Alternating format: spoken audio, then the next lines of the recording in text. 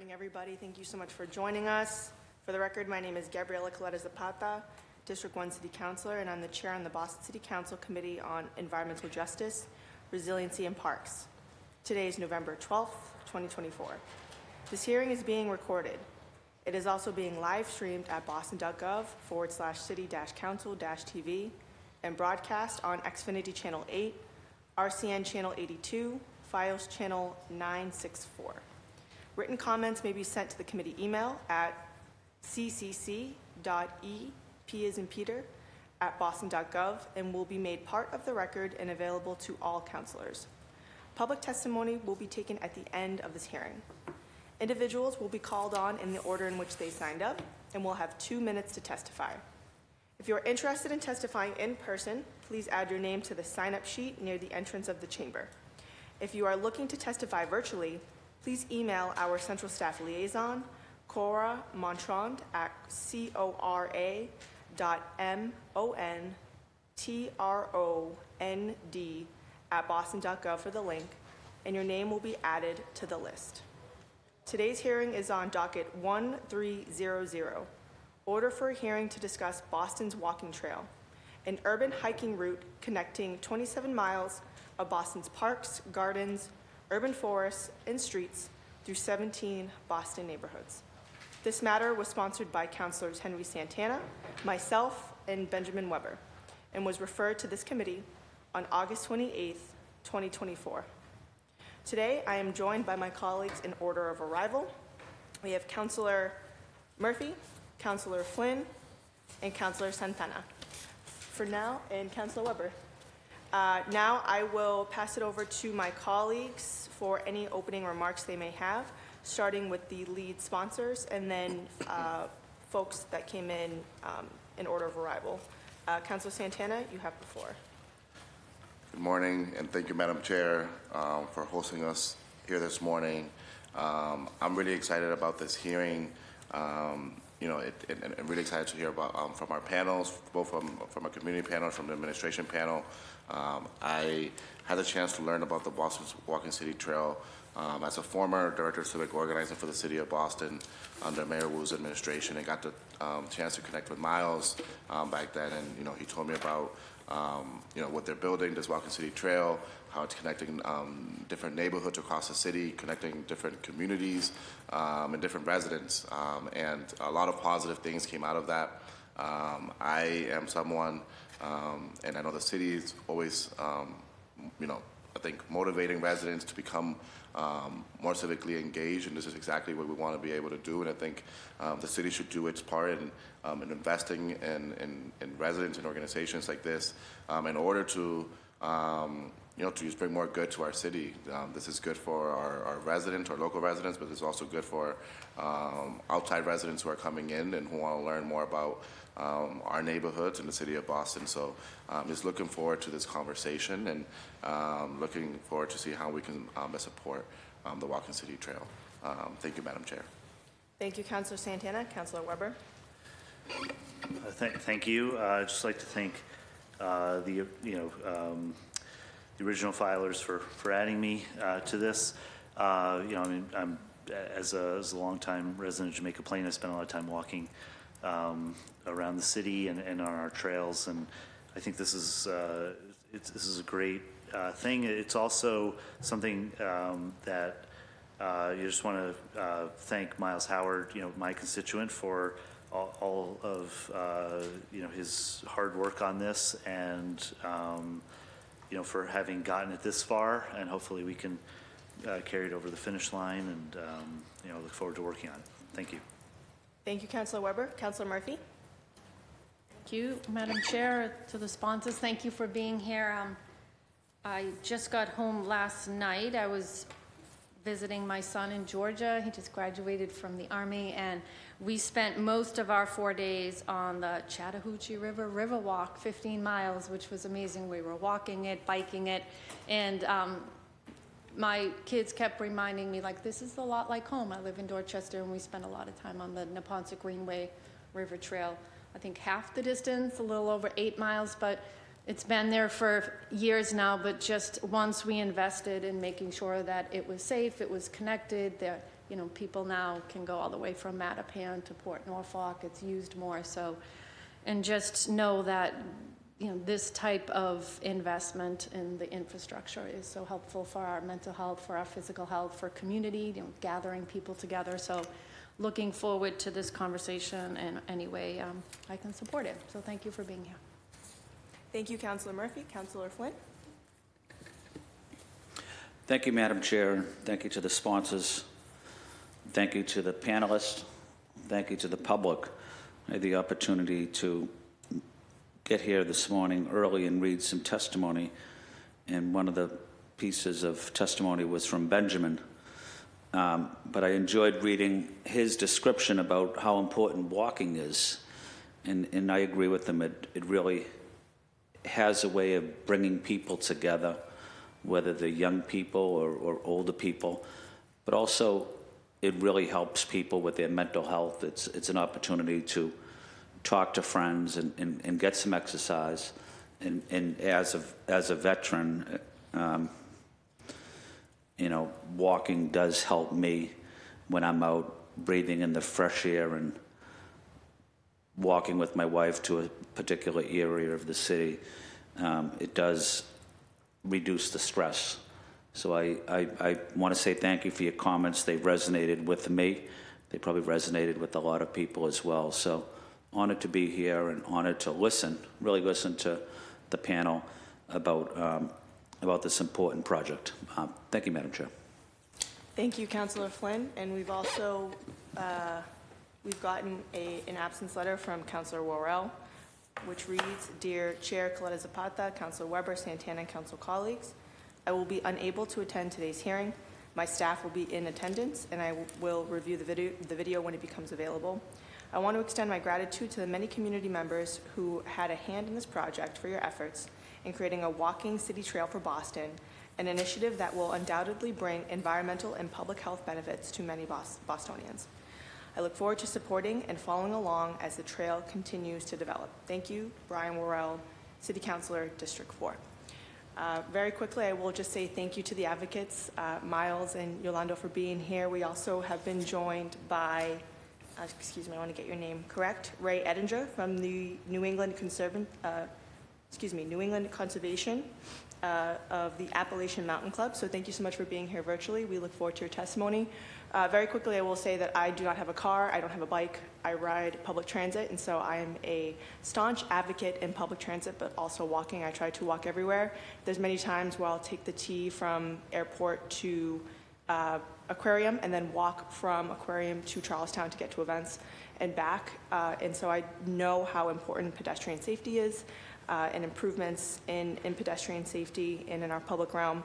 But I also know how important it is to have these trails in your neighborhood and have access to a place where you can go to clear your head, as Councillor Flynn mentioned.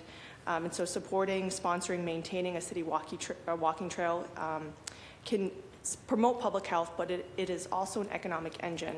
So my district is the beneficiary of the Freedom Trail, which brings in over 2 million visitors to not just downtown, but to the North End and to Charlestown. And our small businesses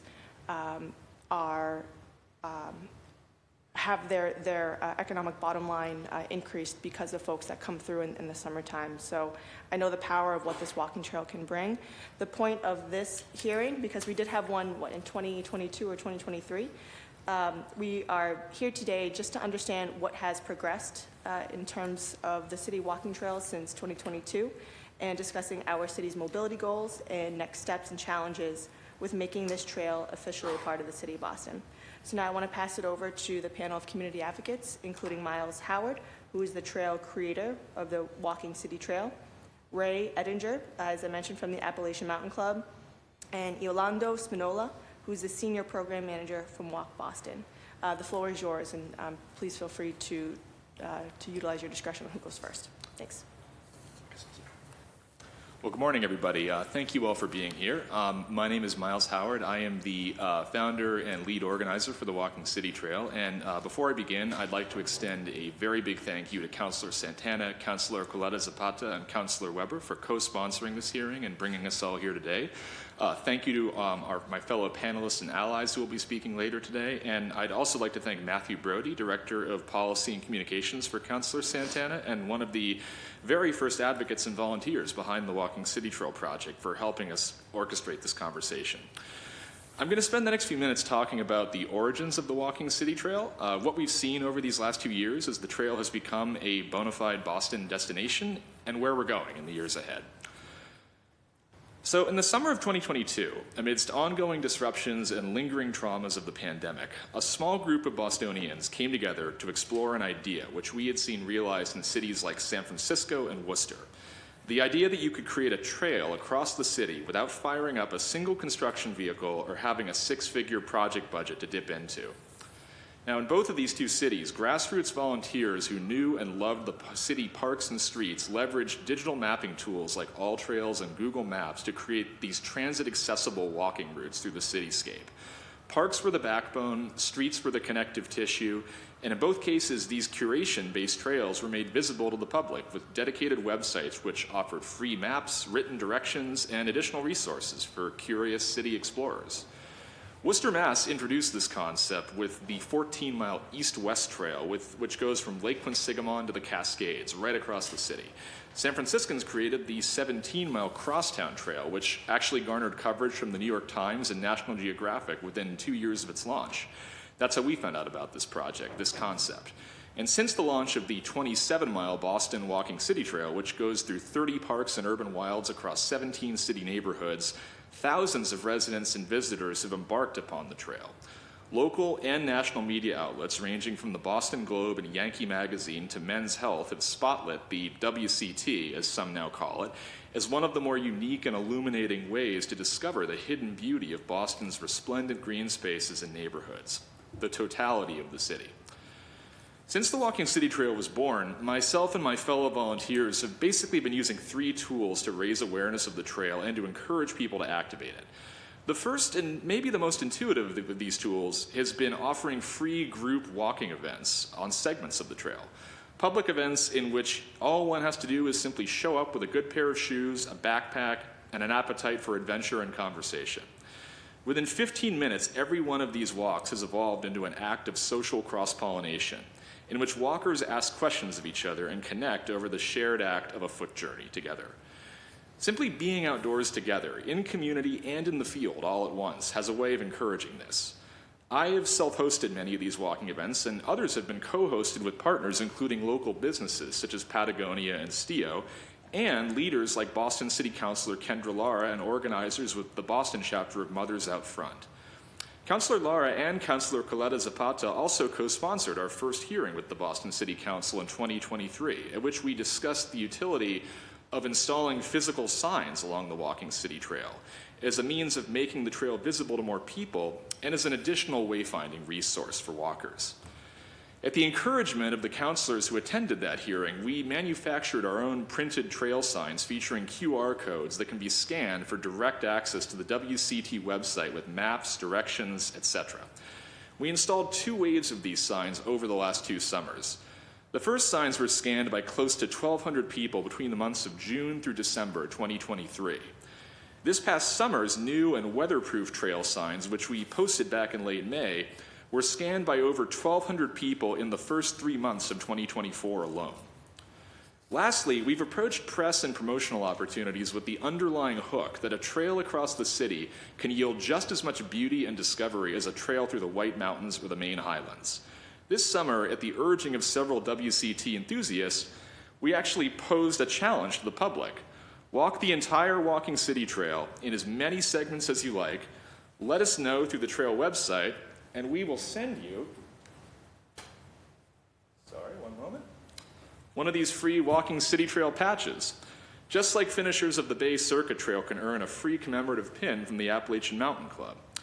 By my estimate, we're a month or 2 away from our patch supply running out. But well before this program got underway, our press outreach yielded a very big surprise.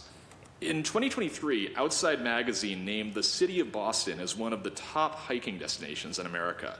Not the greater Boston area or the woods near Boston, the literal city of Boston. We were named a hiking destination alongside places like Gates of the Arctic National Park. Why?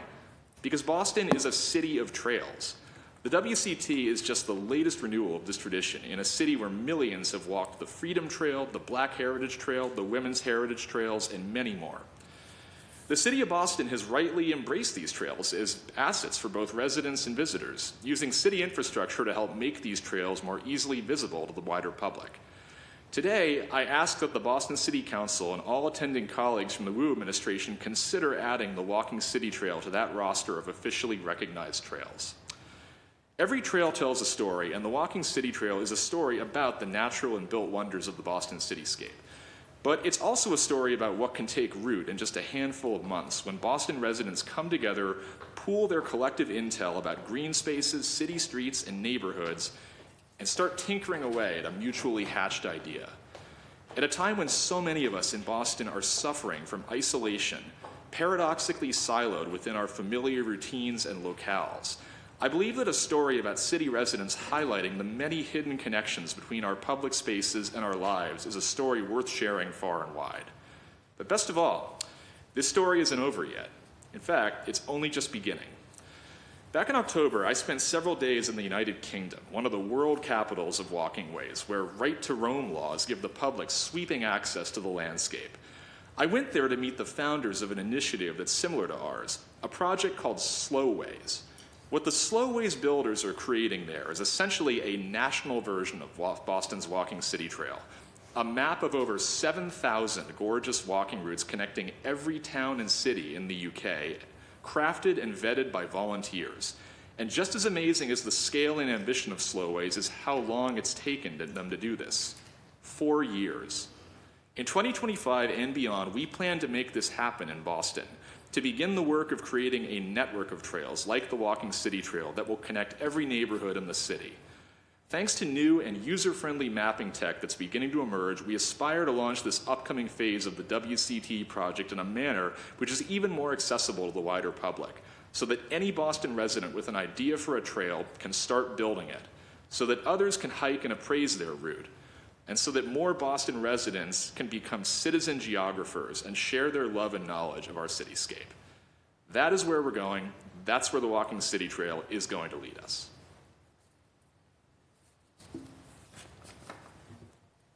Thank you so much. I'll now pass it to Ilando from Walk Boston.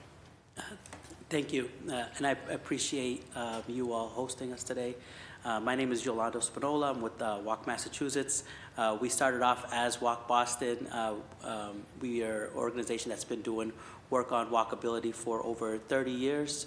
And we started off here in Boston trying to see how we can improve walkability in the city. And we've made a lot of progress, and the city has made a lot of progress on improving walkability, and there's still a lot of work to be done, but we have changed our scope, and we're now covering the whole state to see how we can support other municipalities and also improving walkability. And we're so happy that this work is happening right now by Miles and his group of volunteers, improving walkability and just providing an access, providing the infrastructure necessary for folks to choose walking in their neighborhoods and between neighborhoods. Walking is something that needs infrastructure. It's not, sometimes, yes, it does happen organically and people do choose to go onto trails, but if they don't have that information, it's a bit more difficult. So if there's infrastructure in place, people will choose walking, and that will have some great downstream effects on public health, on mental health, just in regards to social cohesion. And walking, if you have that infrastructure in place, it's a transportation infrastructure that allows people to move around, to access services, to access recreation, and all the things that people want to access when moving around a community. But it also starts to become a social infrastructure. So if we have these walking trails available, and we have if we have the infrastructure for people to choose walking more, we're starting to now build an opportunity for people to connect and to learn about what's happening in their community, to be able to talk about the different stressors that they see in their lives. So walking is real transportation infrastructure that bleeds into supporting social infrastructure. And Walk Massachusetts has been trying to see how we can improve the infrastructure necessary for people to choose walking in their neighborhood to improve physical activity. We've been putting up wayfinding and building out our own maps since 2015. And I've been able to support with installing some of these wayfinding information in Brighton, Dorchester, East Boston, and near Jackson Square. My colleagues have worked in Medford, in the Codman Square area, putting signs there. And during the Ashmont branch MBTA shutdown, we actually worked in collaboration with the city to see how we can use wayfinding to direct people to accessing the Ashmont train station. And all of this has to be done in a meaningful and an intentional way. It doesn't happen just haphazardly. So we engage the community and we collect key insights, and people are really interested in supporting walkability and improving it in their own community. So they will provide you the insights necessary to design it with the user in mind, with them in mind. And then you will be able to get the outcomes that you're looking for. People utilizing these trails, people walking their neighborhoods and improving their mental health and improving public health outcomes. And I'm here to take any questions around the work that we have done as Walk Massachusetts in regards to our wayfinding work, in regards to some of our mapping work or walkability. But we're just really happy with what Miles and his group has done so far, and we want to be able to champion that. So that's why we're here today. Thank you so much. Ray? Hi, can you guys hear me? Yes, we can. Okay, great. Good morning, distinguished members of the Boston City Council. My name is Ray Ettinger. I use they, them pronouns, and in my role with the Appalachian Mountain Club, I advocate for policies related to trails, outdoor recreation, and land and water conservation here in Massachusetts. But I'm also a Bostonian who lives in the Allston-Brighton neighborhood without a car, and I work regionally through Massachusetts, Connecticut, and Rhode Island, so I'm very persistent public transit and walker enthusiast. I'm speaking here today to express the Appalachian Mountain Club's enthusiastic support for the city of Boston to recognize the Walking City Trail as an official trail of the city. Trails increase our community's connectedness, health, and overall well-being and support a tourism economy.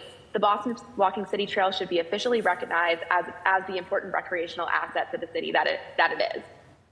The Appalachian Mountain Club is the nation's first conservation and recreation organization and was founded 148 years ago in Boston. As a people-centric conservation organization, our core activities are all about connecting people to the outdoors. We believe that time spent outdoors fosters a deep and meaningful relationship with the natural world and each other. And one of the best ways to build these relationships is by getting out on the trail, especially area trails and local trails that are close to home, like the Boston Walking City Trail. AMC is a leader in designing, building, and managing many trails here in Massachusetts, including the Bay Circuit Trail, which you may have heard of, which is a 230-mile route around Greater Boston that is accessible by public transit. AMC is based here in Boston, but we work across the entire Northeast from Maine to Virginia. We are committed to providing joyous outdoor recreation experiencing, fostering equity in the outdoors, and building a diverse community of conservation and recreation enthusiasts and advocates. On these principles, AMC and the Walking City Trail share many core values, including the belief that all people should have access to close to home and high quality trails and outdoor recreation experiences, especially people living and visiting urban areas. Boston is already, like so many have mentioned, a city of trails, and it just makes good sense to have a trail route that connects the city's iconic green spaces, cultural heritage sites, and most importantly, our neighborhoods and communities. The Walking City Trail is a low barrier and easily accessible outdoor recreation opportunity that goes right through many neighborhoods that benefit from the trail and the green spaces that the trail crosses. People who may not think hiking is for them may find the Walking City Trail to be a more welcoming and accessible trail than those that are further afield, like Miles mentioned, in the White Mountains or in Maine. And something that's really important that I want to mention is that people are more likely to care about protecting the places they enjoy and love. And urban spaces like the ones the Walking City Trail connects and traverses are critical green infrastructure for our city in the face of climate change. Urban green spaces and trails like the Walking City Trail make our communities more resilient by reducing its flood risk, acting as a cooling island, and providing habitat for local flora and fauna. and not to mention the immense positive health outcomes for urban residents who experience them. We need more people to care about protecting and increasing urban green spaces and trails, and Boston is a great city to introduce people to that concept. So thank you so much for hearing AMC's comments today in support of the city recognizing the Walking City Trail as an official trail of the city of Boston. Doing so will support the trail's longevity, sustainability, and accessibility for all those who live and visit Boston, and will bring incredible recreational health and economic benefits. Thank you again for listening to our comments, and I'm happy to answer any questions today. Thank you so much. I just want to recognize we've been joined by Councilor Braden. Thank you so much for joining us. I will pass it over to my colleagues for any questions they may have, starting with the lead sponsors, and then go to folks in order of arrival. Councilor Santana, you now have the floor. Thank you, Madam Chair, and thank you for our panelists for being here and giving us that overview of all the work that you always respectfully do, and then all the work that's been done on behalf of the Walking City Trail. My first question is for Miles. Miles, I just want you to kind of just elaborate and repeat on, I think, towards the end of your statement. You want this Walking City Trail to be officially recognized as a trail. Can you just go over the concrete steps of what we actually want? What are the next steps for this to happen in terms of signage, in terms of of community input? Just want to make sure that we on the City Council know exactly what we're advocating for to make this official. Absolutely. So I think that you can boil it down into 3 steps. The first of which is probably the simplest and most reachable at this point, which is Boston has done a great job of creating these repositories where people can find information about all of the different walking ways within the city that are publicly recognized. Resources on the tourism website, resources elsewhere on cityofboston.gov, and certainly campaigns highlighting the walkability of Boston and destinations within that you can access via routes such as the Freedom Trail or the Black Heritage Trail. And what we would love to see, is the Walking City Trail starting to appear in these repositories as one of the many ways in which you can experience and discover the totality of Boston by foot. I think that this can be a joint effort between tourism, between streets and parks potentially. Simply having the trail listed in these spaces will make it so much more visible to people, more so than it already is, because it will be seen by more people as a vetted and more accessible project. I think that even though the trail has grown tremendously in visibility over the last 2 years, it can still have the affect of looking like a guerrilla project in some ways, because it kind of is to some degree. And I think that that would be probably a first and hugely impactful step right there. The second step would be, and this is probably a multi-year project, but maybe finding a way to have some permanent physical infrastructure out in the field, confirming for people that there is a trail here that you can follow.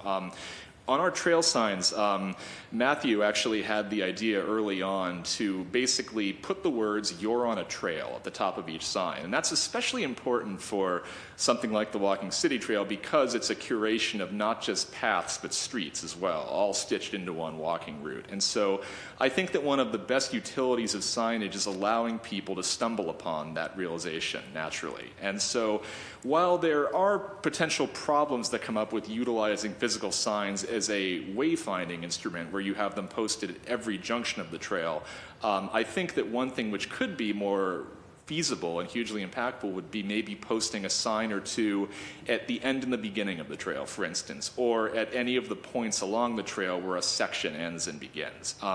For reference, the trail is divided into 4 different segments to make it a little bit more manageable for people. And, doing signage in that fashion would actually kind of mirror how we've approached our DIY signs. Again, we don't have them at every turn and juncture, because if one of them goes down, then the whole wayfinding system is kind of compromised at that point.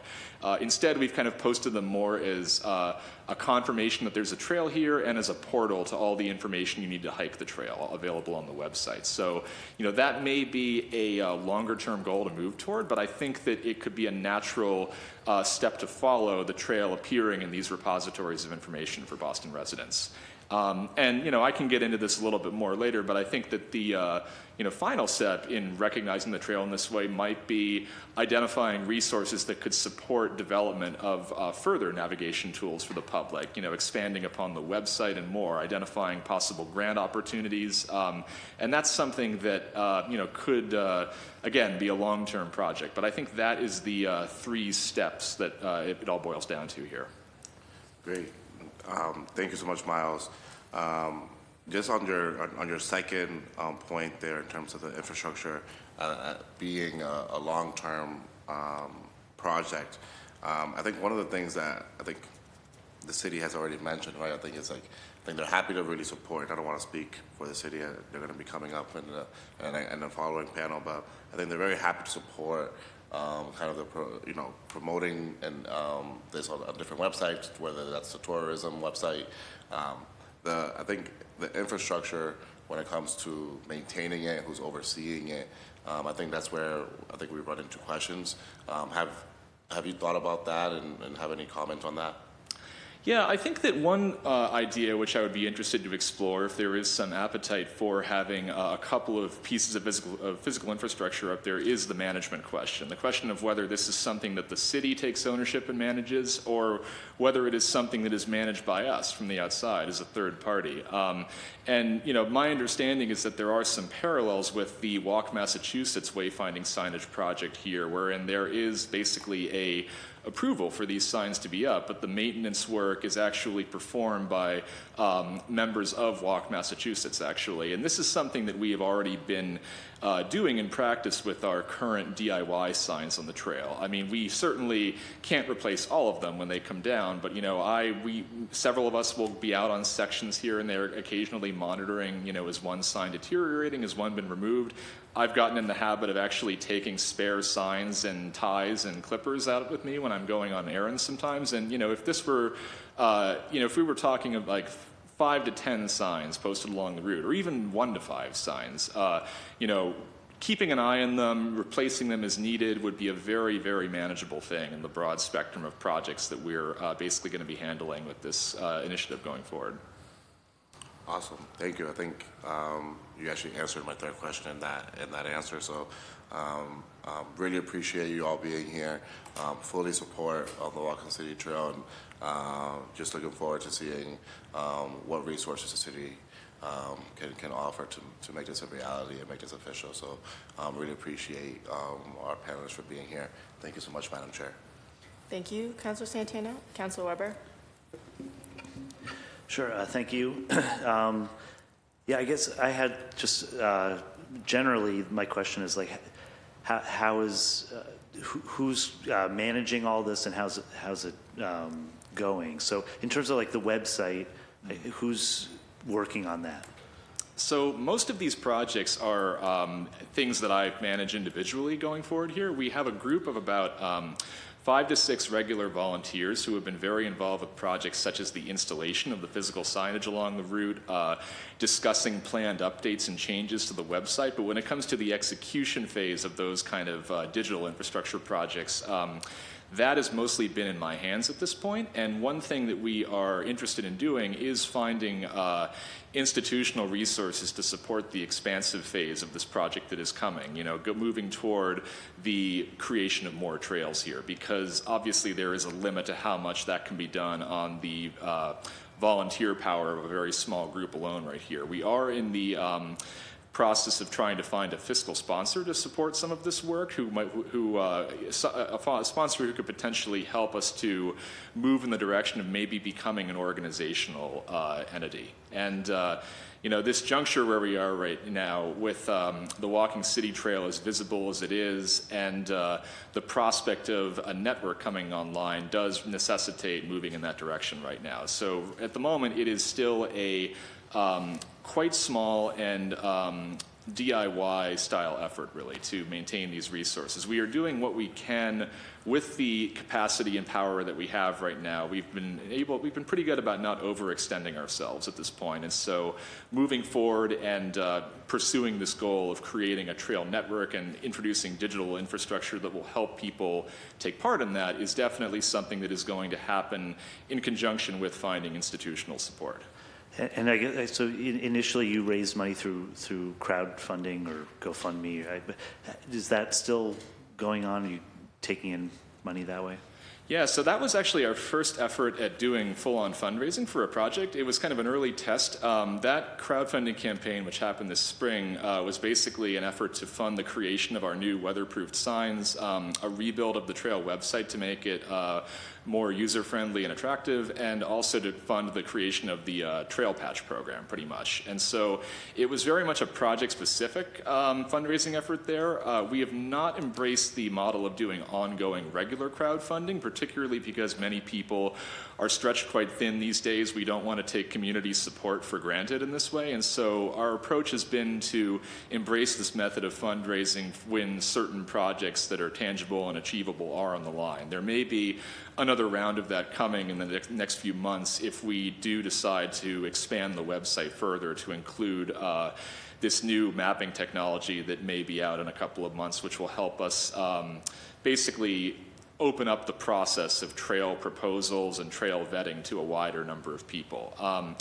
But in the long term, our hope is to be able to become eligible for grant funding going forward, because that is traditionally how a lot of this work is funded. There are many opportunities out there that have a lot of mission alignment with what we're doing. The roadmap to finding a fiscal sponsor for a project like this is certainly not linear, and it's something that we're in the process of navigating right now, but that is our hope, to be able to I don't want to say move beyond crowdfunding, but to be able to tap into these more institutional resources, given that there is a limit to how much you can turn to the community and ask people to chip in for work like this. Yeah, and do you know how the trails in Worcester and San Francisco are funded? Who's managing them? Yeah, so in San Francisco, the Crosstown Trail has joined with the San Francisco Parks Alliance, which is a green space advocacy-centric nonprofit out there, and they are basically a fiscal agent for grants that come in to support the Crosstown Trail work. One difference with the Crosstown Trail is that they have not pursued the project of physical signage in the same way that we have in Boston. I think it might be a reflection of just how tech-centric San Francisco is these days, but they see the digital resources as sufficient for making the trail visible for people.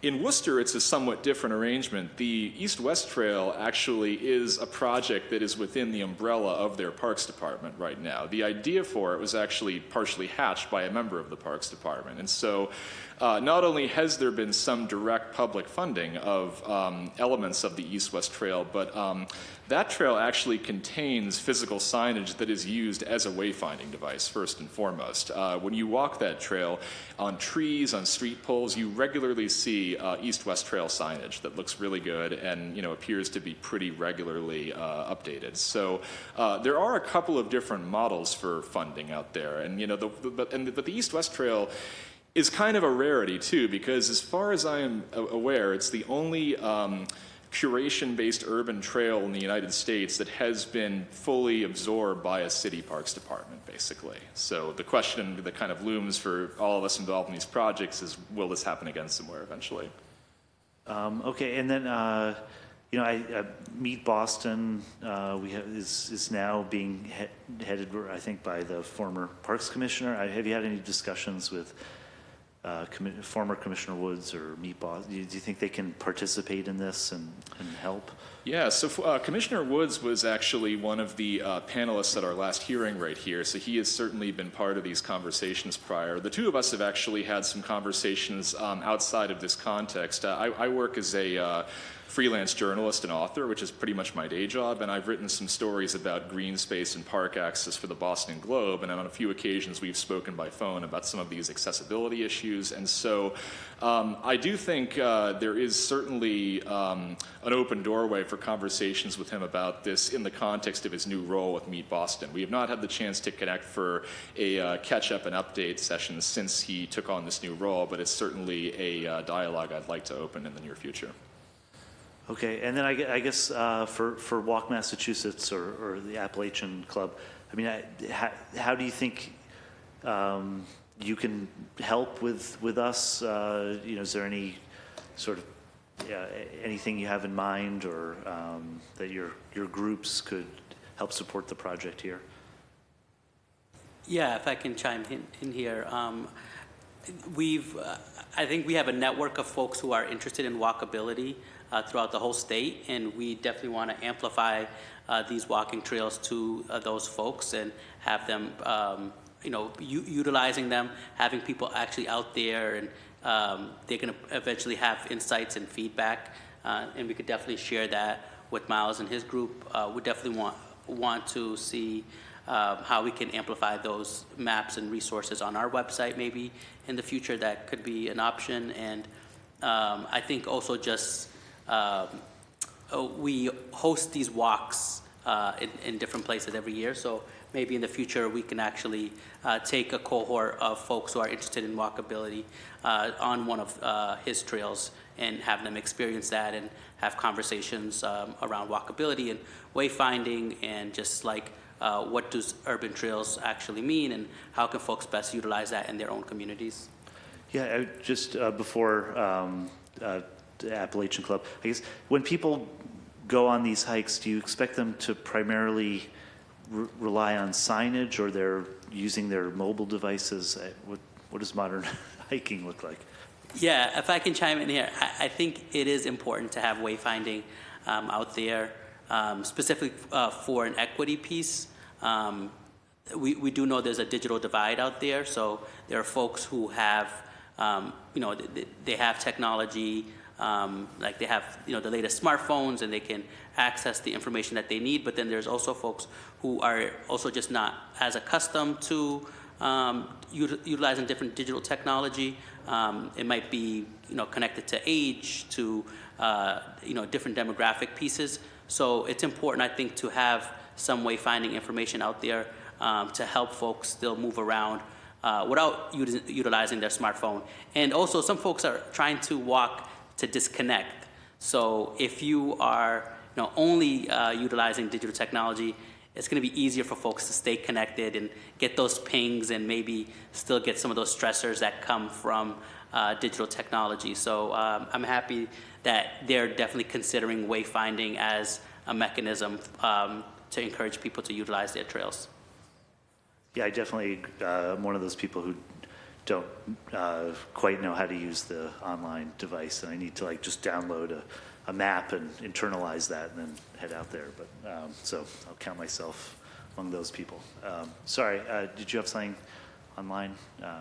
Yeah, I just have one. I have three things, actually. 3 ways that AMC is supportive of the Walking City Trail and things that we have been doing and things we're committed to doing to make sure that this trail is sustainable and accessible for everybody in Boston. So AMC has 22,000 members in the city of Boston, members and volunteers. And so this is a really incredible resource for both trail maintenance and also leading group hikes and spreading the word about the Walking City Trail.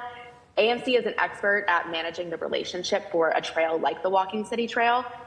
So we are not, at this point, involved with managing the Walking City Trail, but AMC's trail, the Bay Circuit Trail, goes through over 30 different towns in greater Boston. And so we have real expertise managing the relationships between many different landowners in terms of making a trail sustainable and beneficial for all of those different towns and landowners. So we are more than happy to be part of sharing expertise and knowledge with the Walking City Trail in that way.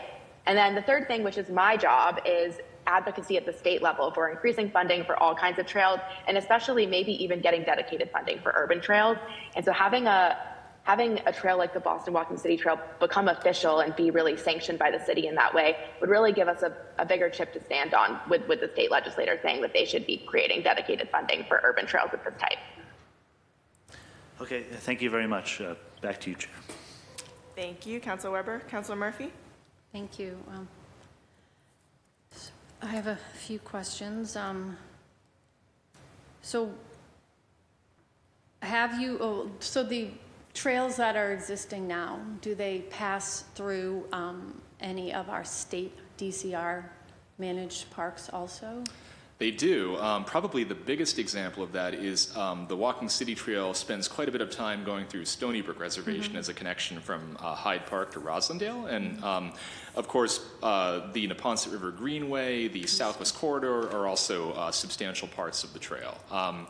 We have not been in regular conversation with Mass DCR quite yet about this kind of codification of the trail at this point. That is a conversation that we aspire to have going into 2025, but certainly the jurisdictions of the various green spaces along the trail are not limited to the city of Boston. The city of Boston is the majority of the spaces, but there are certainly areas where there are stakeholders beyond the city too.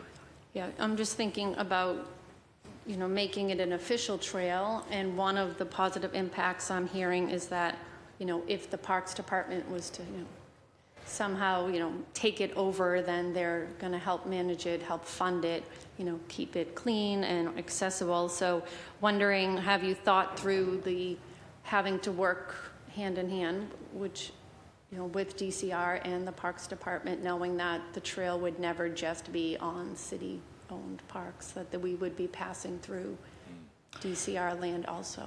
Well, I'm not sure, this might change the question a little bit, but we actually don't necessarily see the Parks Department taking ownership of the trail in this sense. We see more of a kind of collaborative role right here, in which the management and ownership of the trail remains in the grassroots, essentially, with the Walking City Trail volunteers and potentially a Walking City Trail centric organization, playing most of that management role going forward, while sustaining conversations with the city about how, what advocacy can look like, what collaborative events on the trail might look like, et cetera. But, if we move in that direction, starting at a city level right here, then we fully expect to, be having such dialogues with Mass DCR as well going forward. And I think that the question of how much we move into that does partially hinge on what the relationship between the Walking City Trail and the city of Boston looks like heading into 2025. And I looked up the website, and I even subscribed, so now I'm on your newsletter while you were speaking, but the map looks already long. Are there still parts you would like to expand on? Well, actually, what we've decided for now is that the 27-mile Walking City Trail route was basically vetted for almost a year by people who came on the introductory hikes in the summer of 2022, and many of them offered feedback, solicited feedback about ways in which the trail might be improved, say, visiting a green space that was missed in the original mapping, or maybe avoiding a really steep slope that's kind of dodgy. And, the current route, I don't want to call it cemented, but we do consider it a, real representation of what that feedback looked like ultimately. And what we're exploring now, instead of lengthening the current trail, is actually adding a perpendicular trail to the route next year, a route that will go through many of the neighborhoods that are not directly visited by the Walking City Trail. The two will basically form a squiggly X across the city going forward. And, that is one of the examples of, what another trail could look like in this mold going forward, utilizing this methodology of trail making. The goal, would be one day to have enough of these community-shaped trails that that every neighborhood in Boston is part of this network eventually. Are there any sections that aren't safely connected, so you would have to drive or walk, to another spot to pick it up again? No, at this point, all sections of the trail can be done without a car or without that level of assistance right there. There are areas where access to public transportation is a little bit more infrequent than others. The biggest example of that is probably the section that runs from the Edgewater Greenway in Hyde Park to Sharon Woods in Hyde Park as well, where you're mostly walking along residential streets on sidewalks right there. But, one of the things that we really paid attention to as we finessed the trail was identifying, are there any segments of this route that might make people feel unsafe, both in a structural method and also, thinking about places where someone might be walking through and thinking, am I really allowed to be here, for instance, which of course is a, legitimate and serious question that can come up in, any environment really. So, we really did shape the trail in a way where the idea was, escape the car, get out on foot and, see where it can take you pretty much. Have you accessed or looked at using any of the 65 miles of dedicated bike lanes, which are safe access and livable, under our livable streets, even to connect some of the trails or making it a safer pathway? Because I know when you're mentioning Hyde Park, that area, there's lots of spots where there's no sidewalks, or people might just feel unsafe walking near the cars that are coming by. I mean, bike lanes are certainly a potential backbone for future trails going forward, and there are definitely segments of the Walking City Trail, including the inaugural Neponset River Greenway segment, that do utilize some of those bike trails quite well. These trails that kind of take you away from some of the cacophony of the cityscape, really. And that's definitely something we would embrace going forward with future trail designs. Because the Walking City Trail is a walking route first and foremost, like that definitely is the primary lens through which the trail making process happened right there. We have been asked by a few folks, is the trail fully bikeable? Would you create a bikeable route?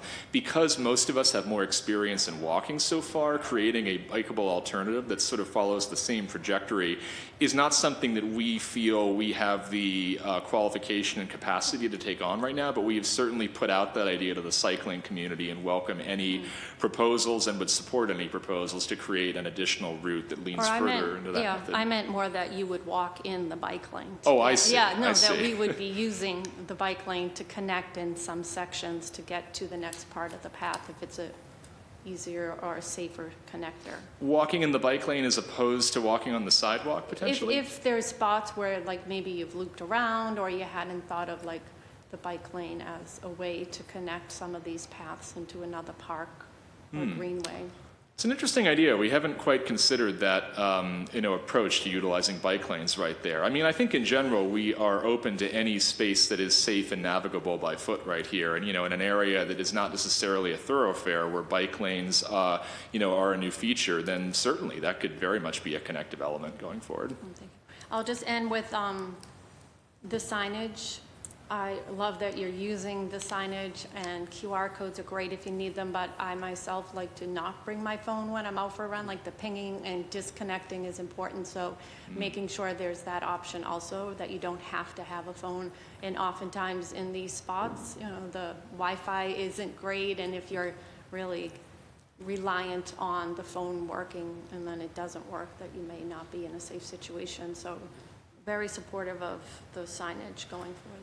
Yeah, I mean, it does kind of, again, bring up that question of, what do the signs do, first and foremost? I mean, I still do love the idea of physical signage as a wayfinding, instrument where you could have them at literally every junction along the route. It does, of course, change the maintenance element of the signage project quite a bit, because at that point you're probably talking about over 100 trail markers as opposed to 1 to 5.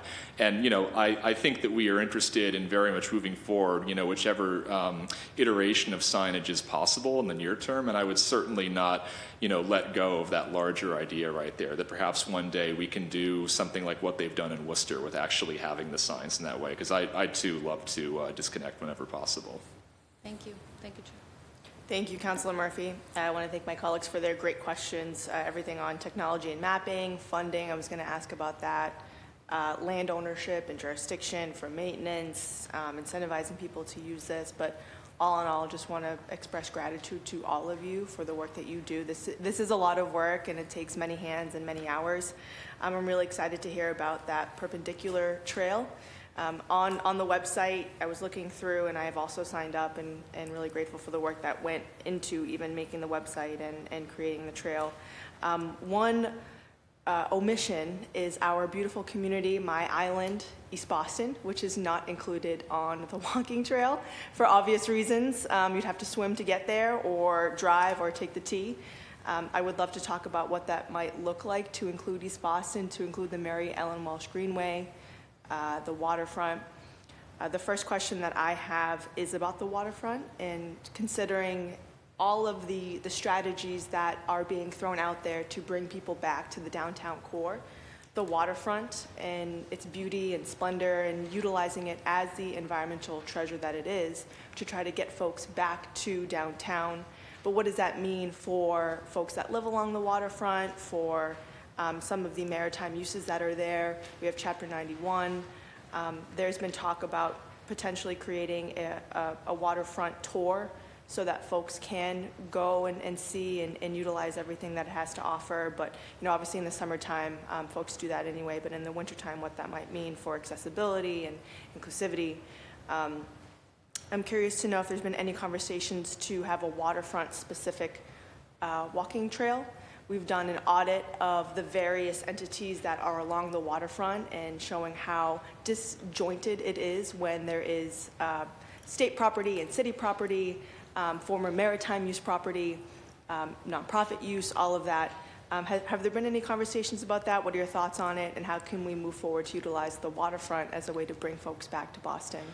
Yeah, so that is something which has come up in our broader conversation about this possibility of creating a network of trails in Boston one day, catalyzed by the Walking City Trail. And, one of the changes that we actually made to the original Walking City Trail route was utilizing more of the Boston Harbor Walk. Originally, the trail kind of burrowed right through the heart of downtown Boston in a rather rushed manner right there. And a lot of these suggestions that we got, many of which came from Matthew Brody actually, were to include that waterfront area, to activate those spaces where, as you said, you do get this kind of disjointed quality because there are so many jurisdictions right there. And that actually ended up becoming one of my favorite segments of the trail, not least of which is because you do at least see, East Boston itself right there. You realize that there is more out there, that there's more to the cityscape, and that the story of Boston that you're telling with this trail can't be told within the scope of that one trail too. And thinking about, how East Boston can be connected to a network of trails,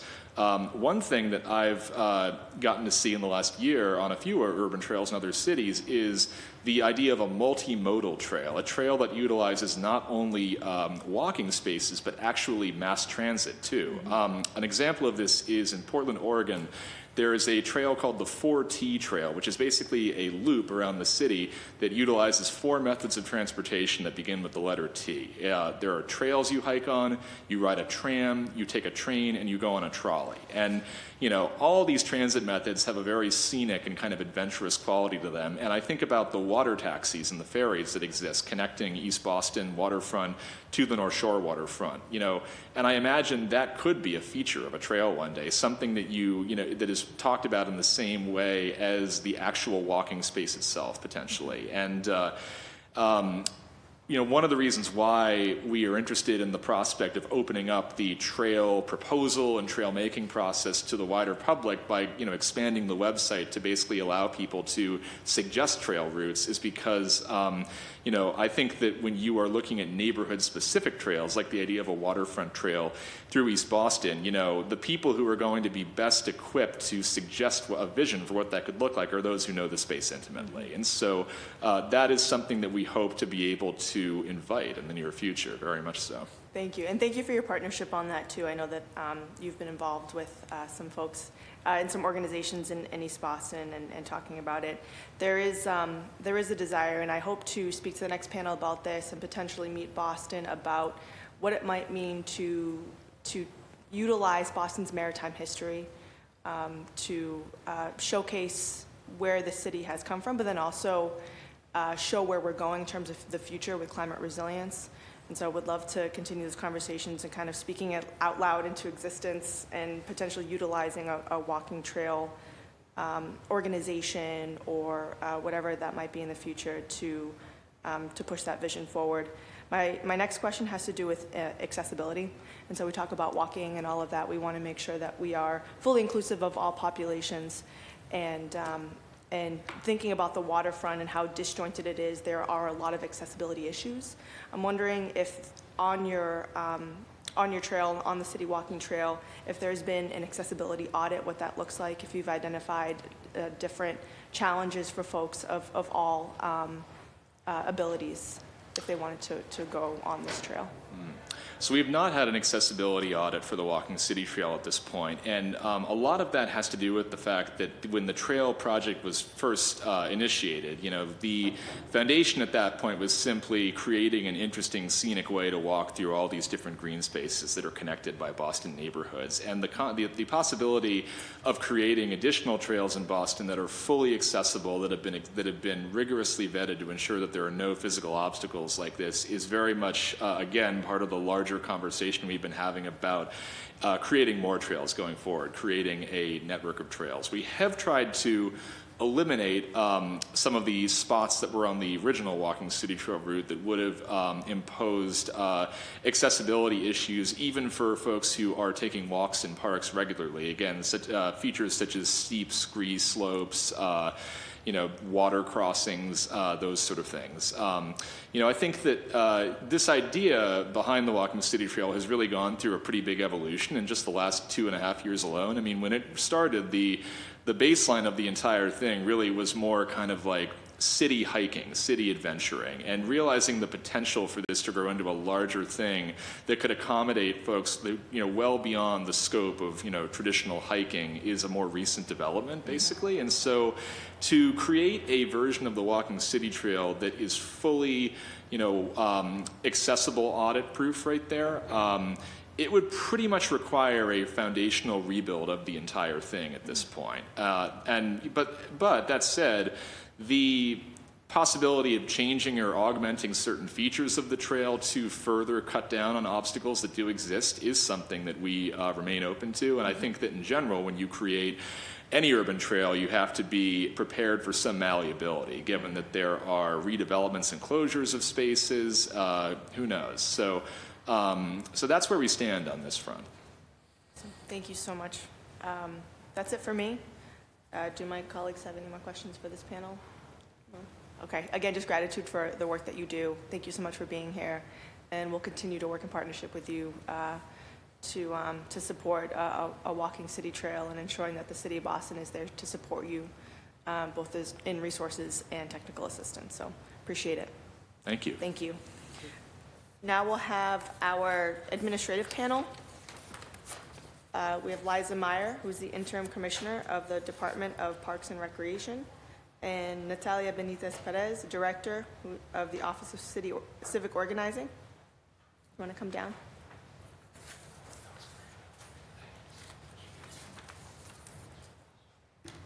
I think while they are in transition, I will read. I'm not sure if this individual is in person. Is there Benjamin Cowie Haskell here? Okay, I'll let you provide your public testimony. I won't read it into the record just yet. Thank you so much for being here. I appreciate it.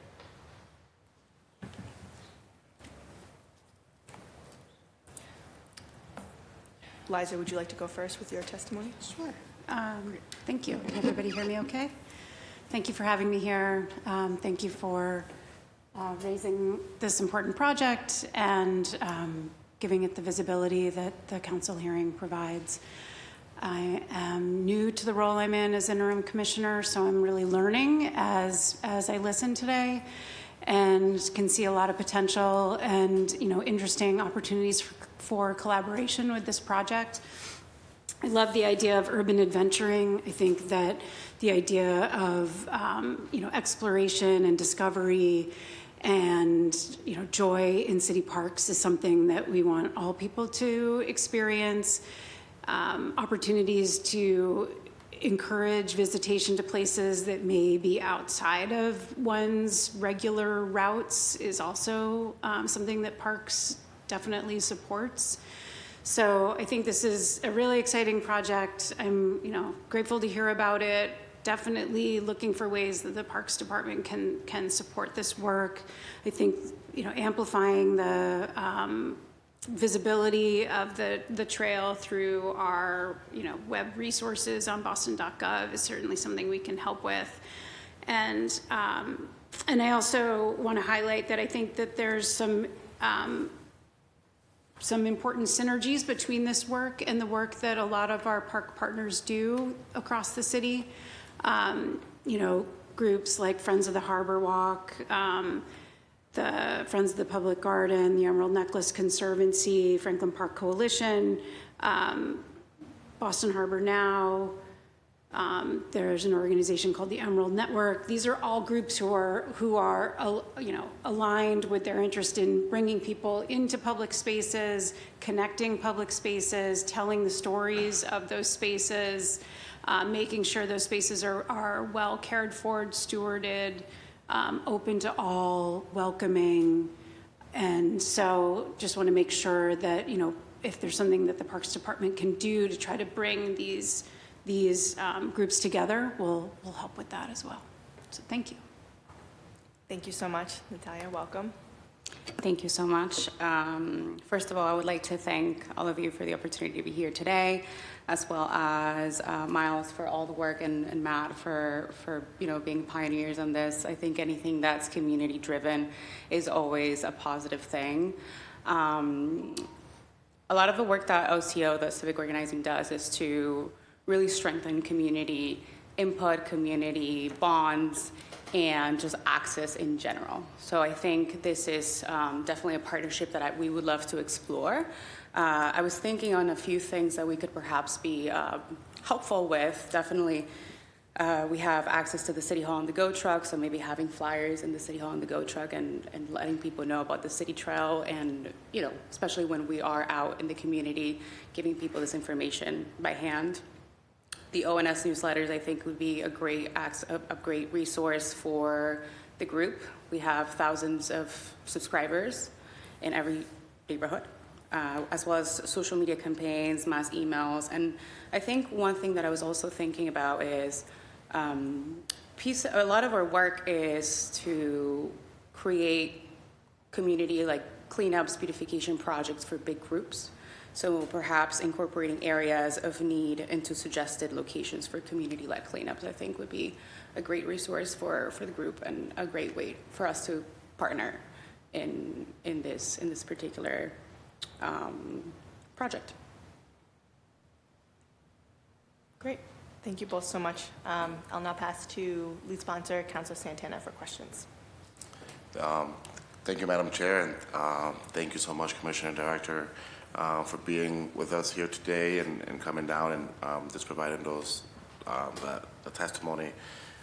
We heard from the advocates about making this an official city trail. Does the Park Department, and I know you're learning, and congratulations on the road, Commissioner. Do you know the process for doing so? Is there? And my next question is also, does the Parks Department? I mean, you all have a website. Is there any type of promotion that you do with highlighting different parks or different trails already on that website that we could potentially do this with the Walking City Trail? I think there's certainly opportunities on our website to highlight a new initiative. We sort of move. I don't directly work on our website, but I know that each time I log on, there's different sort of boxes, buttons is what I think of them as, that are highlighting different projects. So those rotate, and we could make sure that a project like this, or we could figure out whether it's this as a standalone or buttons about walking trails, and we highlight different trails that cross through parks. I think it would be an interesting thing to bring to our external affairs team, who's closer to the website than I am. In terms of officially designating the trail by the Parks Department itself, I don't know what that would look like, especially because this trail extends across other types of property beyond parks. And I think probably the most legible part of the trail, I could be wrong, but I could imagine that the most legible part of the trail are the segments that go through parks, and it's the segments that are on city sidewalks that are probably the less legible sections of the trail. So wanting to think about how can we be helpful in making sure we're achieving an outcome that people are looking for? Is it something that exists beyond parks? Because what we're trying to do is highlight DCR property, private property along the Harbor Walk downtown, city right-of-way, all kinds of properties. So I think it's an interesting question and an important one to figure out. Yeah, no, absolutely. I think I definitely would like to be able to explore beyond this hearing about, I think there are sections on the trail that go through our Boston Public Parks. I want to see if there's any potential chance there for collaboration, either with signage or whatever the case may be. And I think it will be good for both the park and also for the Walking City Trail to have this. I thought it's so great to see you, Director, doing amazing work with the Office of Civic Organizing, and love to see all the new initiatives and innovative ways that you're all doing to interact with residents and community groups. I think this is exactly what the Office of Civic Organizing wants to be able to see, is seeing community residents come together and become civically engaged and figure things out. And I think these are the type of things we want to be able to invest in, and just looking forward. No direct question, but really appreciate you outlining just potential ways of collaboration, and I hope that those conversations can continue between your office and Miles and the advocates. I think the other questions that I had, Madam Chair, were for tourism, which I don't believe any of you can speak to tourism, if I'm correct. So, but we'd love to be able to submit through the chair to tourism, to the administration, about really the same thing I just asked Parks about, having the Walking City Trail be part of the tourism website and seeing ways that we can promote it. Yeah, I think that's all my questions. Thank you, Madam Chair, and thank you for our panelists, for the administration, for being here. Thank you, Councilor Santana. Councilor Weber? Yeah, thank you. So I guess one issue is the website. Commissioner Meyer, you mentioned, but so what would that look like if the city's involved with somebody who's developed a website, or a group that's developed? I mean, do we just link to it? Do we bring it on to the government? Any thoughts on that? I think it would require an additional conversation with Miles and his group to understand what they would like to see. But I think what I was hearing today was that there's an interest in keeping the website independent of the city website, sort of keeping their independent identity. And if that's the case, then yes, just linking to the site would be probably the most appropriate within boston.gov. But if I have that wrong, and the interest would be to fold that information into a resource that's hosted by boston.gov, then we would probably create a separate page on boston.gov that could then be linked to any number of city departments' websites. Okay, yeah, any thoughts? I don't think I've ever seen something like that on the Boston.gov website, so I would definitely have to check in with our partners and do it, see how that would be a possibility for us to do. But if it is a possibility, I would be happy to follow through with that. Okay, and I guess we've been talking about doing additional routes and using this as sort of a springboard for other things. Do you have any other areas in mind where the city could potentially look to do something like this that is not already in place? I could see definitely a route on the southeast side of the city, along the waterfront, along Dorchester Bay. You could move up and then start cutting inland, cut through. That's probably where the X would be in Roxbury, and then move your way over to Alston Brighton, which I don't think was on the original route. I think there's all kinds of potential for that kind of cross route. I won't pretend to have an exact route in mind, but I think there's lots of sites that could get folded in. Well, yeah, and then if we were looking to do that, I mean, how would we interact with the neighborhoods and sort of get their feedback? I mean, I assume this would be a good thing to, organize around, right?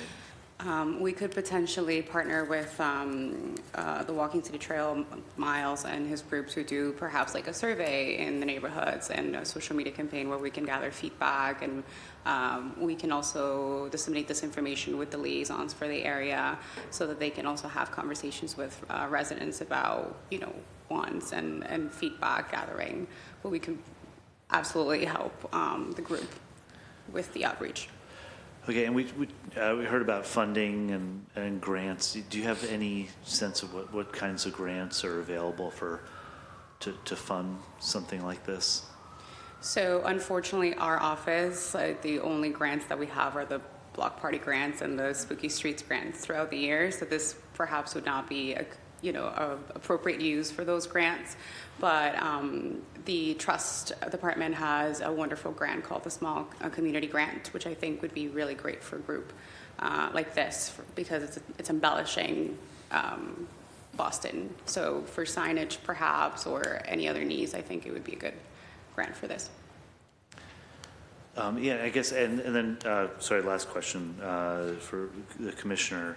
You sort of alluded to this is a sort of urban walking trail. It's in parks some of the time. It's not. How as a city can we? I'm assuming so. When it leaves Franklin Park and heads across Jamaica Plain and it goes right down my street on Spring Park Avenue. That's not a park. How should we look at that as a city? Do we have to bring together all these different departments, or can parks sort of designate this as a park-like activity?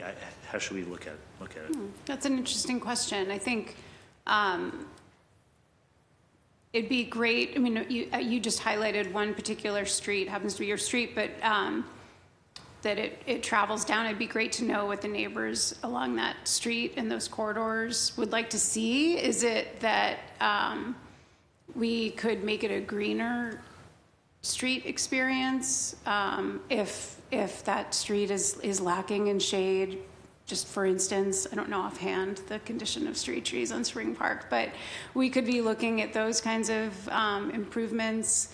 I think it would be great to highlight this with Public Works to make sure that they're aware of which streets the trail follows along. So if there's any sidewalk improvements that need to be made to ensure that connection is accessible and safe and clear. Would we go to parks with that, or would you tell us to go talk to the chief of streets? It would really be a streets project where it connects on streets. I mean, parks would be glad to support, but yes, I think it would. That's where the who would lead any work and who would be responsible for making improvements. So it'd probably be great to connect them into this conversation, so they're aware, if they're not already, that the street network is serving an important role in this. I guess, and just as for administrative purposes, are there any other areas where Parks is working with streets, or is this a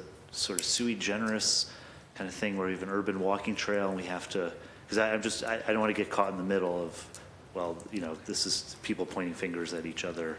That's not my responsibility. So I don't think it's a good way there's to approach it. any finger pointing that would come out of this. I think it's really just sort of awareness raising and consciousness raising so that all the different departments and entities who have a role in helping support the project could be supportive. So it would include streets, but I also think making sure that DCR and any other entities who are like I said, the private partners for the downtown Harbor Walk segments.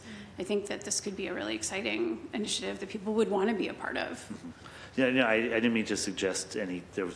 Finger pointing was a bad phrase, but just as we go forward with this, and we're thinking about a trail that obviously touches on the parks and streets and everything else, it's your recommendation is to bring together everyone when we talk about these issues, because the parks would be interested, even though, for instance, it's going to, we're talking about it, if we're talking about tree cover on a residential street, That's still something that, because it's part of a trail that goes through the park system, we should talk to you and, include you in that conversation. Yeah, yeah, certainly. Okay, well, thank you, Chair. Thank you very much. Thank you, Councilor Weber. I don't have too many questions. Some of mine have already been asked, but I think I'm more interested in your programming budgets and thinking about how to incentivize people to utilize the trails through programming. Last year, there were beer gardens that were set up that brought folks down to enjoy our parks. Obviously, this is a little bit different because folks are moving around and walking through something rather than coming and just staying in one place. But curious to know if there would be any buy-in or how you might be thinking about placing really strategic programming along the walking trail, maybe in any given weekend. It's like the walking trail weekend, and we have folks there where there are food vendors that are set up. We're doing a lot of work as it relates to making sure that the bureaucratic mess that is trying to sign up for a food cart is streamlined and a little bit easier. And so maybe we have food carts set up along the trail. Folks are able to give out cut fruit or waters of some sort. Obviously, it would have to be a consolidated thing in terms of a timeline. It couldn't realistically be maintained or managed over the entirety of the summer, but maybe it is just one day or one weekend of folks to come in and see the walking trail or enjoy it in its entirety. Curious to know about your programming budgets. I know that we set that for next year, but we are going to start seeing better weather in March, April, May, June, before July 1st. So curious to know about that and what you all are thinking in terms of next year's of special events, basically. This is the kind of question that our former commissioner would have an answer to on the tip of his tongue. And I will probably have to say I will do some more research and get back to you on sort of upcoming budgets for programming. I know we fundraise for our programming in parks. It's not generally a line item in our budget, but something that we raise money for through vending and then are able to use that funding to support the programs that we offer.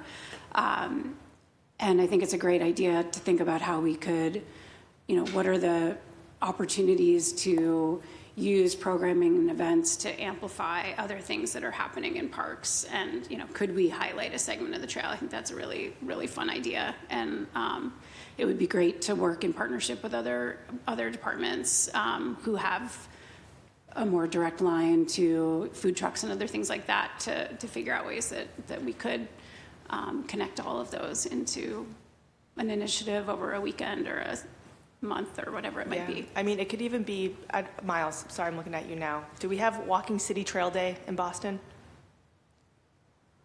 Walking City Trail Day? Yes, we do not have a Walking City Trail Day yet, although Okay. That could certainly be arranged in the future. Okay, he's saying no, we don't yet, but it could be arranged. Oh, absolutely. Okay. Yeah, there could be a community challenge to, you could invite people out on the trail to walk as much of it as they want. One day, potentially have things set up at different segments like food, water, even music or something.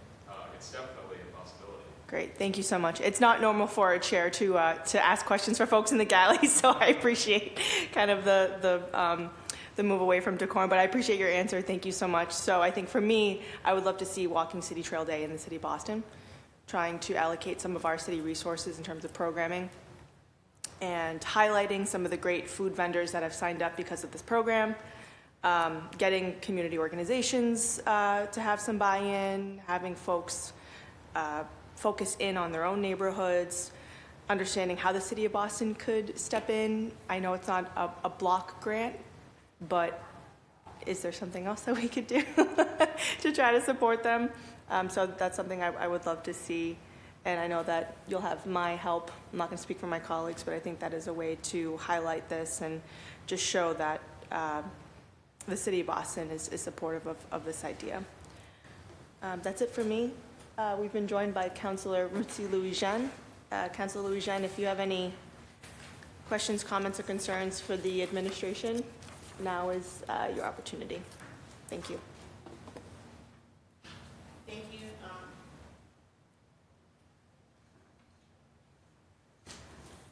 Thank you so much to my colleagues for sponsoring this hearing order.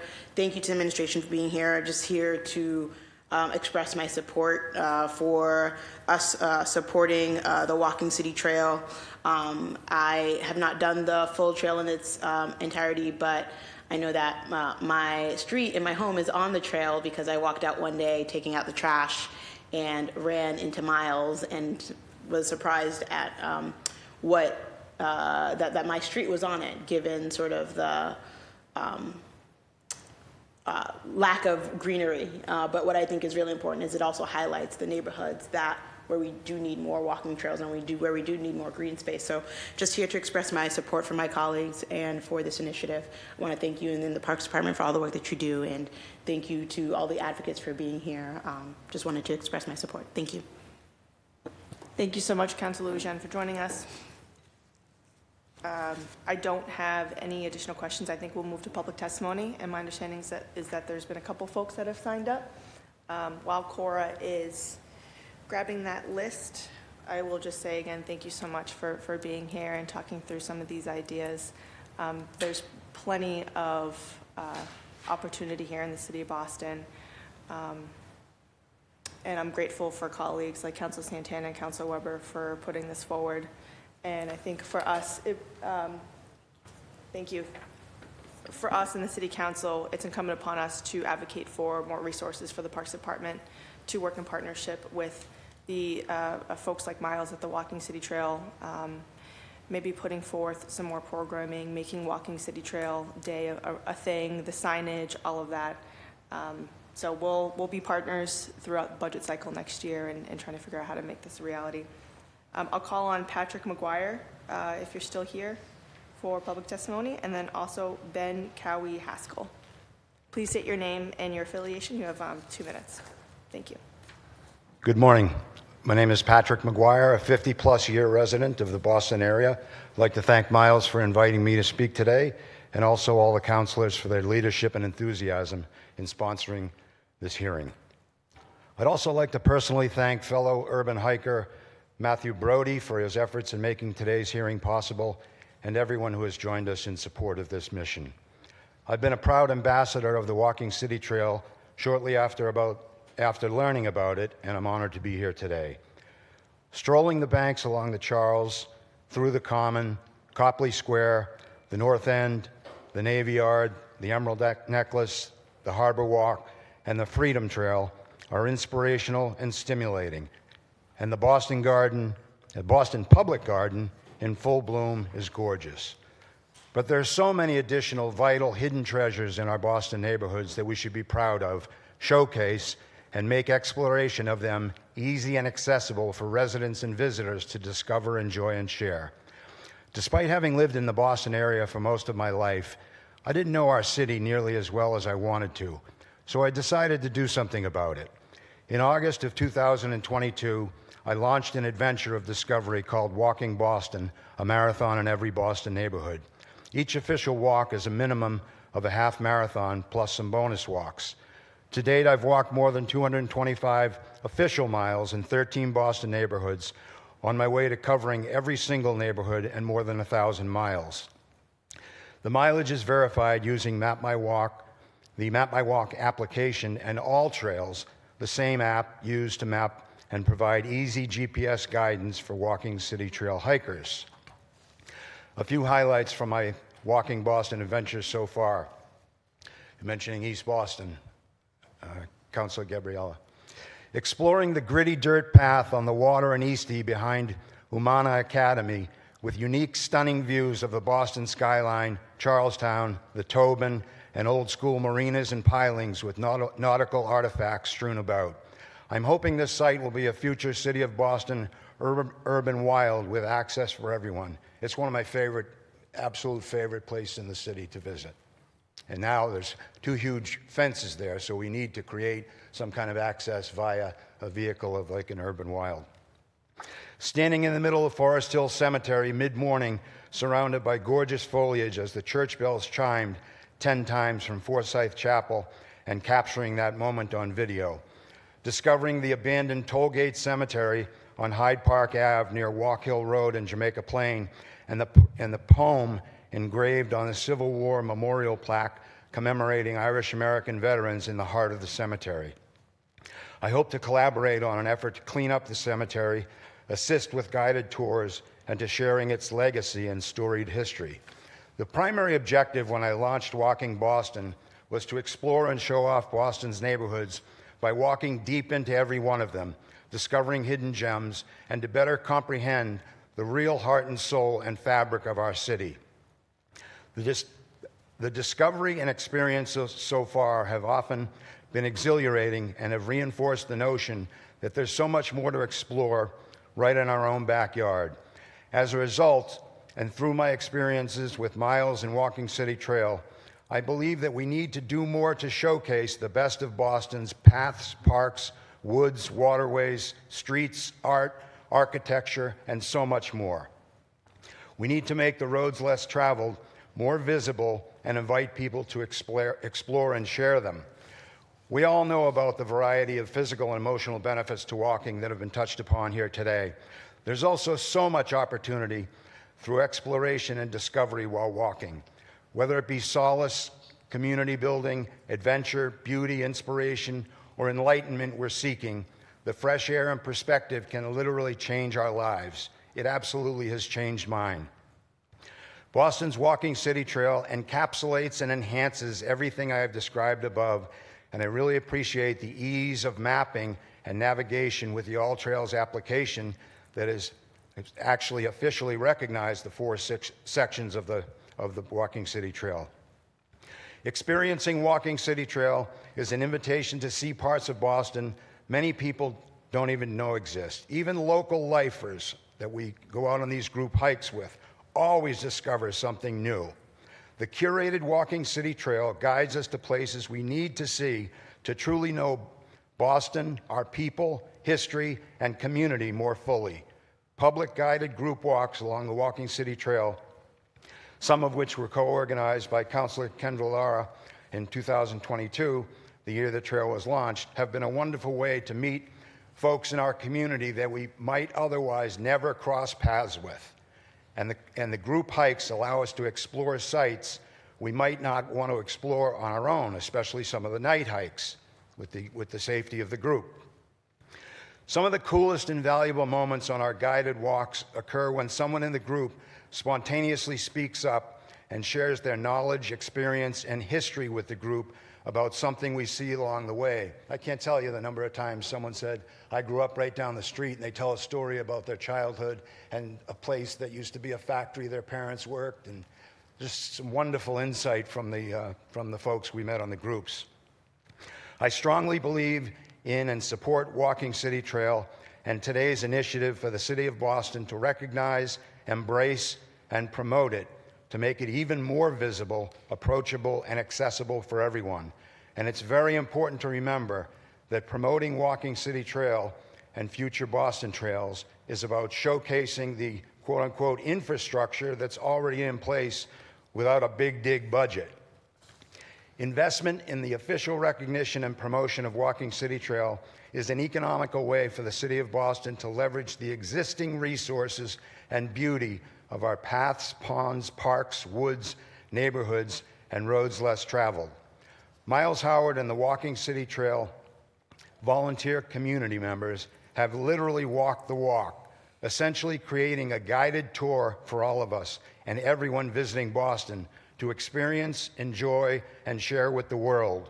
It's a tremendous grassroots initiative with so much potential.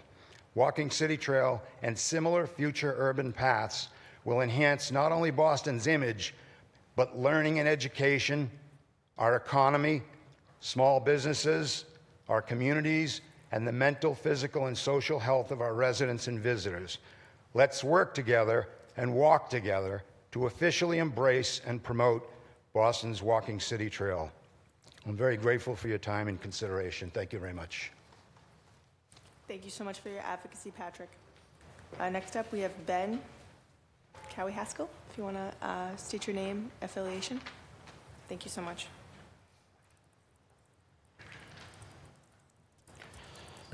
Well, that certainly is a hard act to follow.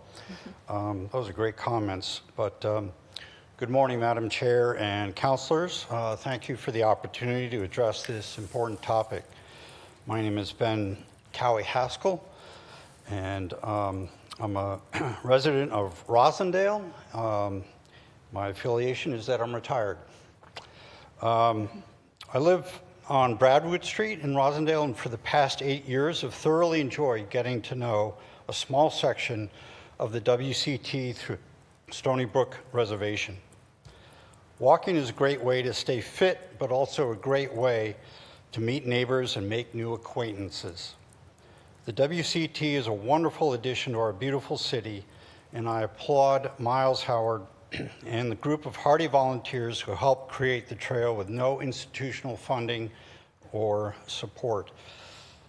I urge the City Council to officially support this walking trail and to promote it in every way possible.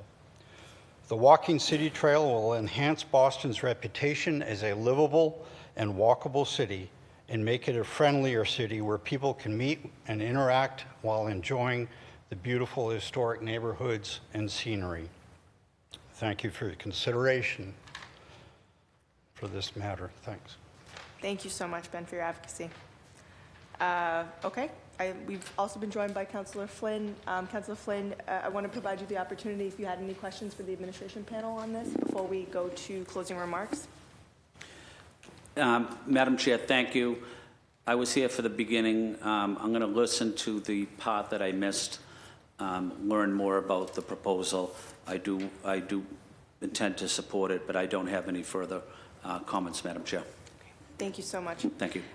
One thing that I forgot to say during my questions and comments to the administration panel is seeing if we have any overlaps to any historical events so that we can highlight them for Boston's 250 events happening in the springtime through the summertime. So maybe there's an opportunity for funding there. They're going to be providing grants to various organizations. So if there's any historical overlaps to Rev 250, I'm also looking at Miles as well, trying to figure out how we can utilize that to call attention to the walking trail and bring folks to it. Okay, I'll pass it to my colleague for any closing remarks they have, and then we will go ahead and wrap. Councillor Santana. Thank you, Madam. Excuse me. Thank you, Madam Chair, and thank you so much for both our panels. To both our panels today, the administration and to our advocates. I'm in full support of the Walking City Trail, and looking forward to how we can make this an official trail recognized by the City of Boston, and seeing looking forward to many residents enjoying this trail and seeing how we can support more initiatives like this and come together and work together to make this happen. Just really want to give another special shout out to Miles for all the work that you do and have done, and bringing my office and the City Council into this project. And again, just looking forward to supporting it and looking to supporting a potential Walking City Trail Day here in Boston. So I'm looking forward to that. And thank you, Madam Chair, for convening us here today. Thank you so much, Councillor Santana. Councillor Weber.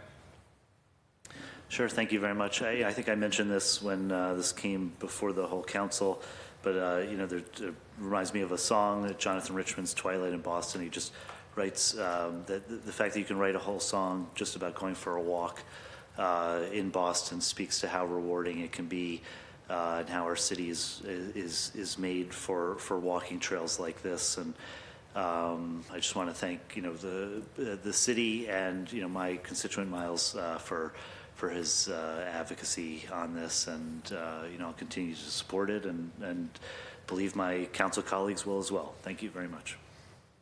Thank you. Councillor Louis-Jean.